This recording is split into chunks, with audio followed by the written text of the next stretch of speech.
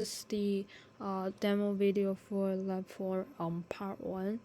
So for step 1, we download the dataset and we also create a new directory for this lab called lab4. And then for step 2, we watch the video and we also finish the practice. So after watching the video, the two benefits we think is that one is we can for using Jupyter Notebook we are able to display certain data using Notebook that may be hard to visualize or display over terminal. Also, using Notebook we can export the Notebook to different type of formats like HTML, PDF, and then for step 3, we are able to use to convert the XML file to CSV file using the script. And then for step 4, we are given the TensorFlow playground, and then we play around with different data sets.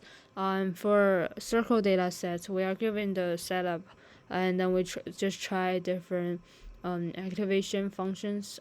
So for the red rule, we are getting nice result with clear separation line. And then for sigmoid, it does not converge well, but we already have a nice result.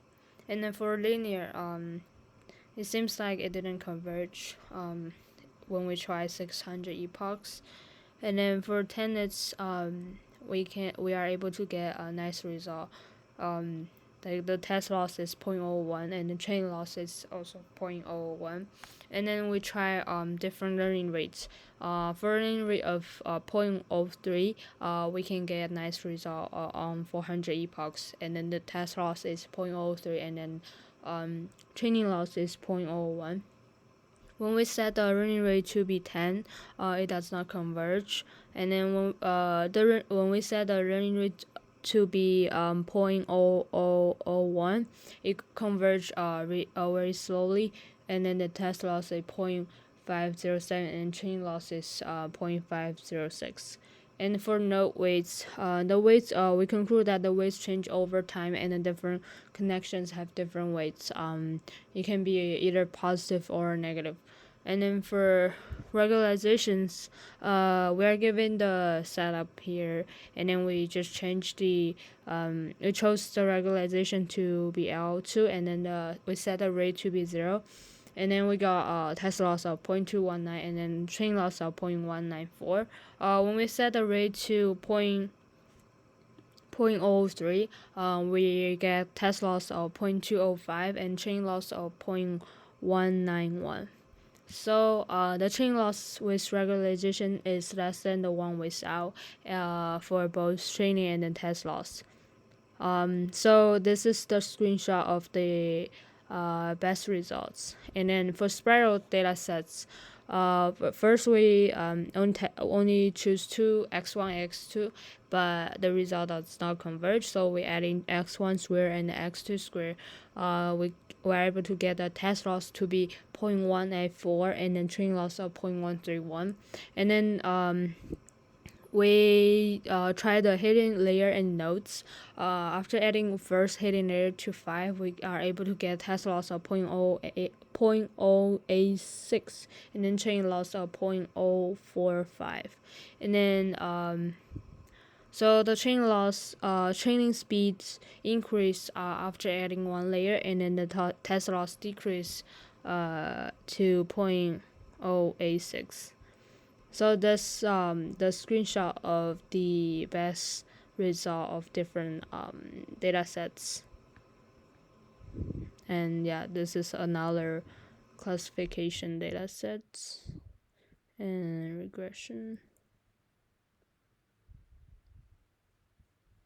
Problem on emission dataset. We first load the data from UC emission CS5 file. And then from the visualization of the dataset, we find that the relationship between these two variables are strongly linearly correlated. And the relationship between these two variables are more like a normal distribution that most of on the y vehicle y values concentrated at the center of the plot. And um, however, for these two variables, their data points are full of the whole plot, so it seems like they have no relationship. Um, and we also dropped on these variables apart from the variables mentioned above, because we think they have no effect on the vehicle's output according to the plot above. Um, and we also displayed the last 100 rows of our new emission trend data. As you can see, we have much less variables now, and we have some again data.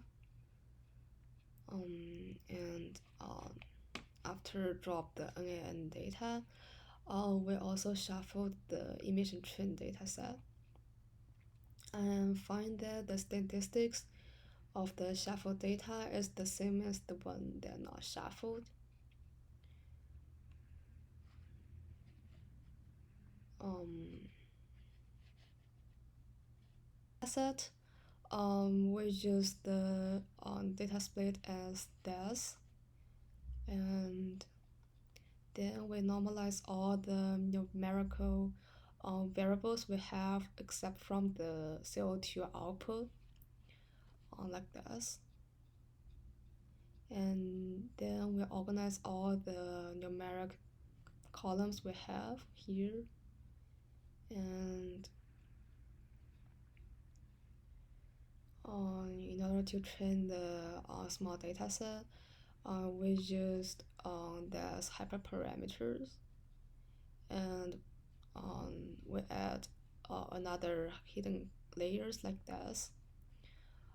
Um, and actually, we got very good result in the end, as you can see here.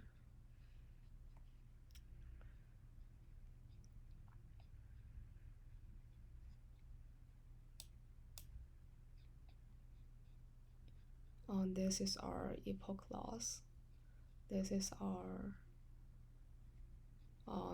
epoch MSE, and our evaluation loss vs on iterations, our evaluation MSE vs iterations. Um, as you can see, this is all our result.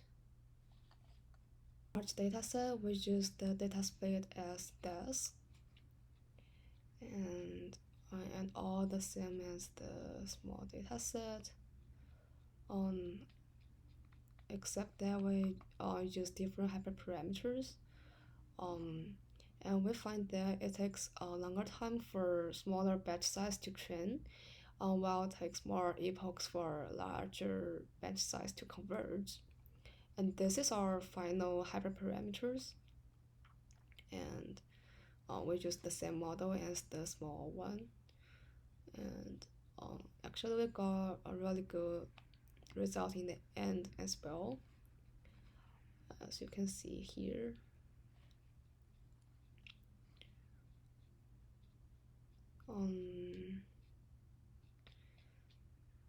So this is the end of our presentation. So thank you for your watching.